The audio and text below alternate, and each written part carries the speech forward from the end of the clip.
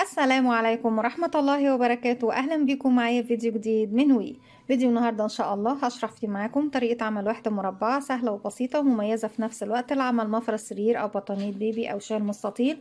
ممكن نكون منها كوفية أو كارديجان أو بلوزة أو شنطة، يعني تقدري تشتغلي بيها أي شيء انت حابة تكونيه من مربعات. أتمنى فيديو النهاردة يكون سهل وبسيط عليكم وكمان ينول أعجابكم. فضلا ليس أمرا، ما تنسوش إذا عجبكم الفيديو تدعموني بلايك وشير وسبسكرايب. بسم الله الرحمن الرحيم. بنبتدي نشتغل بخيط صوف متوسط السمك زي ما احنا شايفين، ده بيكون سمك الخيط مع إبرة رقم 3.5 مليمتر. في البداية ببتدي أكون دائرة سحرية أو بنكون 4 سلاسل، وداخل السلاسل ببتدي أكون 16 غرزة عمود بلف. هسيب مسافة من الخيط وألف الخيط حلقة على الهواء. بسم الله الرحمن الرحيم. ببتدي أدخل داخل حلقة، ألف الخيط وأخرج منها. طرف الخيط بشد بقى في عقدة البداية. عشان اكون سلسلة في البداية بيكون عندي على الابرة حلقة، بلف الخيط واخرج منها. بسم الله، 1 2 3 4. بسيب الثلاث سلاسل الاولى اللي هي طبعا عندنا هنا، وبروح للسلسلة اللي انا اشتغلتها في الاول خالص، وبحط كمان معايا خيط البداية على الابرة، وبسحب بغرزة منزلقة من الحلقات دي كلها الموجودة عندي على الابرة. زي ما احنا شايفين في البداية كده ببتدي ارتفع سلسلتين وبعتبرهم مجرد سلاسل ارتفاع، وبعد كده ببتدي اشتغل 16 غرزة عمود بلفة. ازاي بشتغل العمود بلفة؟ بيكون عندي على الابرة حلقة، بلف لفة واحدة، اصبح معايا حلقتين، بدخل فراغي داخل الدائرة، اسحب الخيط واخرج. معانا كده 3 حلقات، هلف الخيط واخرج من حلقتين، بقى حلقتين بلف الخيط وبخرج منهم، وبكرر لغاية ما اوصل 16 عمود. كده عندي 1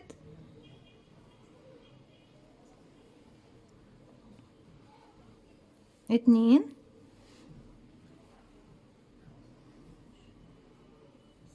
3، وبكمل لغاية ما نوصل ل16 عمود بلفة. هكمل وارجع لكم. في نهاية السطر زي ما احنا شايفين نبتدي نعد مع بعض عدد الأعمدة.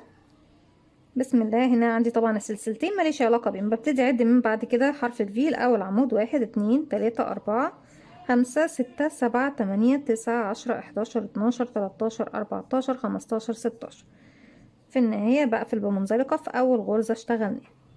طبعا السلسلتين ماليش علاقة بيهم، دول مجرد سلاسل ارتفاع. بروح لأول عمود، بدخل تحت حرف الفي تحت الضلعين الأمامي والخلفي، ولو لسه خيط البداية موجود معايا بضيفه معايا على الإبرة وأسحب بغرزة منزلقة زي ما احنا شايفين. هبتدي السطر اللي جاي بيكون عندي فيه عمود سلسلة عمود سلسلة عمود، ما بين كل عمود وعمود فيه سلسلة. هرتفع سلسلتين وابتدي في أول فراغ هو ببتدي اشتغل عمود بلفة واحد، وبعد منه باخد سلسلة مسافة.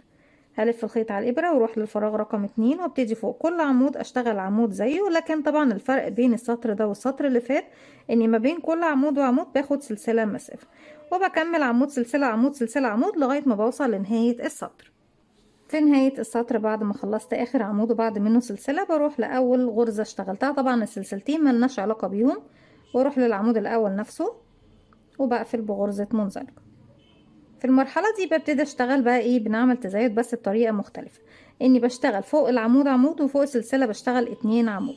معنى كده اني هرتفع 2 سلسلة 1 2، وزي ما اتفقنا مع بعض من بداية المربع ان السلسلتين الارتفاع دول هيكونوا دايما بس مجرد سلاسل ارتفاع، يعني مبيأثروش معايا في العدد خالص. فاول فراغ فوق اول عمود ببتدي اشتغل عمود بلفة زيه، وبعد كده في السلسلتين نعمل انكريز تزايد، يعني بشتغل فوق السلسلة 2 عمود بلفة، 2 دبل كروشيه، يعني عندي في نفس الفراغ 1 وكمان مرة 2. ارجع اكرر فوق العمود بشتغل عمود بلفة 1، فوق السلسلة بيكون في 2 عمود بلفة في نفس الفراغ، وبكرر دوت لغاية ما بوصل لنهاية الراوند. في نهاية السطر زي ما احنا شايفين بقفل بمنزلقة في اول غرزة ارتفعناها او اشتغلناها. في نفس المكان اللي انا واقفة عنده هبتدي ارتفع سلسلة وبشتغل غرزة حشو. ازاي بشتغل غرزة الحشو؟ بيكون عندي على الابرة حلقة، بدخل فراغي اسحب الخيط واخرج، معايا حلقتين بلف خيط واخرج منهم. هبتدي ارتفع 5 سلسلة 1 2 3 4 5. من فوق اخدت 5 سلسلة، من تحت الفراغ ده اللي اشتغلت فيه هسيب بعد منه 1 2 واروح اشغل غرزة حشو. ارجع اشتغل 2 سلسلة، 1 2، هسيب تحتها 1 2 واروح اشتغل غرزة حشو. بعد كده 3 سلسلة، 1 2 3، هنسيب من تحت 1 2 وفي رقم 3 بشغل حشو. يعني دايما من تحت بسيب فراغين ايا كان عدد السلاسل اللي عندي من فوق. مرة بشتغل 5 ومرة 2 مرة 3، ارجع تاني 2 1 2 واسيب 1 2 فراغ واروح اشغل حشو، وبرجع تاني اكرر. يعني احنا اشتغلنا حشو 5 سلسلة، حشو 2 سلسلة، حشو 3 سلسلة، حشو 2 سلسلة، حشو، ارجع تاني 5 سلسلة.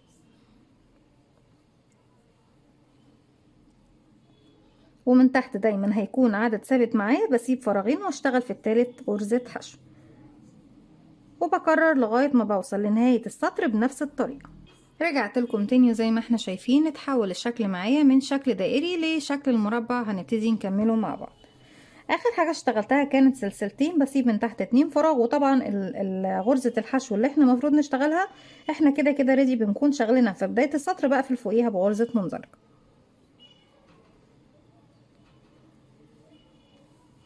هبتدي امشي لغاية السلاسل بمنزلقة، او ابتدي اشتغل داخل الفراغ دوت غرزة حشو. بس لو هشتغل هنا هبتدي ارتفع سلسلة وارجع كده للخلف عشان اشتغل في السلسلتين دول. لكن انا افضل ان احنا نبتدي شغلنا من عند الخمس سلاسل اللي هي بتكون عندي زاوية.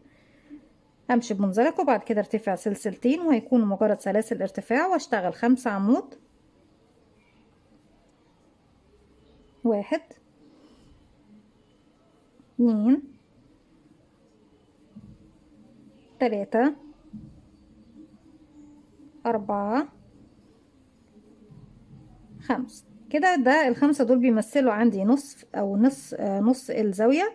نبتدي 1 2 3 سلسلة، وهكمل النصف الاخر من الزاوية ب5 عمود بلف. 1 2 3 4 5. بعد ما كملنا 5 عمود 3 سلسلة 5 عمود فوق الخمس سلاسل، هروح للسلسلتين مباشرة بدون ما ارتفع اي ارتفاع. انزل من تحت السلسلتين اعمل غرزة حشو بردك بدون اي ارتفاعات. بلف الخيط على الابرة وداخل الثلاث سلاسل هشتغل 5 عمود بلفة في نفس الفراغ. 1 2 3 4 5. بعد ما خلصت ال5 هنزل فوق السلسلتين اشغل غرزة حشو. ارجع هتقابلني الزاوية هشتغل فيها زي الزاوية دي 5 عمود 3 سلسلة 5 عمود في نفس الفراغ. 1 2 3 4 5. 1 2 3 وكمان مرة في نفس الفراغ 5 عمود بلف.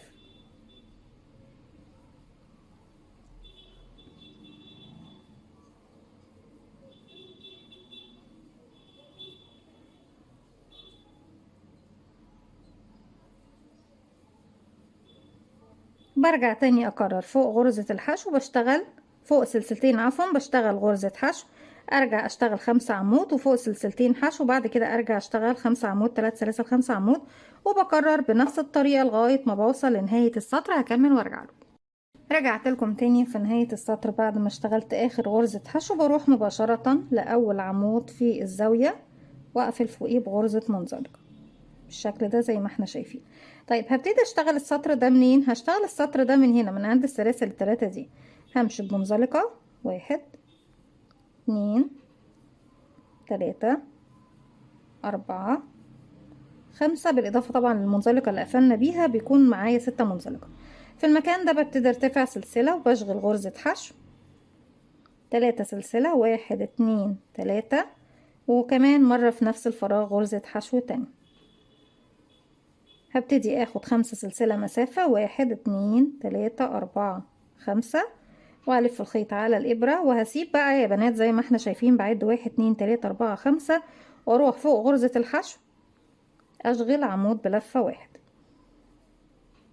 ارجع اخد 3 سلسلة، 1 2 3، هسيب تحتهم، احنا عندنا دول 5، هسيب 1 2 وفي رقم 3 بعمل غرزة حشو، ارجع 3 سلسلة، 1 2 3، وهروح هسيب من تحت 1 2 عمود واروح لغرزة الحشو اعمل غرزة عمود بلفة زي ما احنا شايفين. ارجع 5 سلسلة، 1 2 3 4 5، هنسيب ال5 عمود واروح للسلاسل التلاتة اعمل حشو، 3 سلاسل، 1 2 3، ومرة كمان في نفس الفراغ حشو، وبرجع اكرر نفس اللي انا عملته هنا، اخد 5 سلسلة وبعمل غرزة عمود فوق الحشو، 3 سلسلة حشو فوق العمود اللي في المنتصف، 3 سلسلة عمود فوق الحشو، وبعد كده 5 سلسلة واروح للزاوية بكرر حشو، 3 سلاسل حشو، وبكرر دوت لغاية ما بوصل لنهاية السطر، ونكمل السطر اللي جاي بيكون اخر سطر عندي في المربع. في نهاية السطر بيكون معايا 5 سلسلة، وبعد كده بروح اقفل بمنزلقة فوق اول غرزة حشو اشتغلناها فوق الزاوية.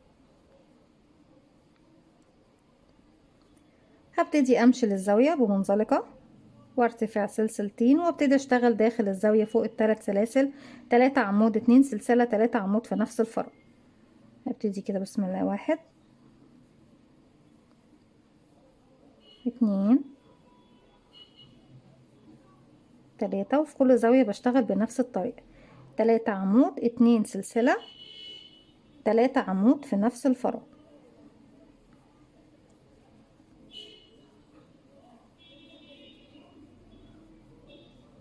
هبتدي ابني ال5 سلاسل، غرز الحشو او غرزة العمود اللي احنا بنشتغلها تحت عندي هنا هتجاهلهم تماما كأنهم مش موجودين. هبتدي الف الخيط على الابرة وابتدي اشتغل على السلاسل، اما اني انزل من تحت السلاسل او اشتغل على كل سلسلة في الحلقة الخلفية كده فوق السلاسل. 5 1 2 3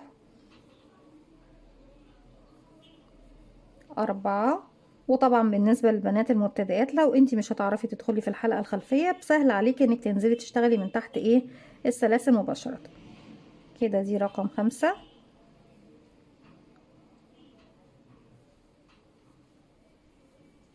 طيب نرجع تاني نكرر الأعمدة وغرز الحشو مش بشتغل عليه، فبتجاهل العمود وبروح للسلاسل التلاتة اللي جايين بشتغل عليهم 3 عمود.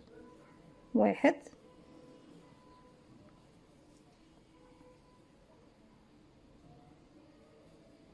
2 3، بتجاهل الحشو بروح عفوا بروح لل3 سلسلة بشتغل 3 عمود. 1 2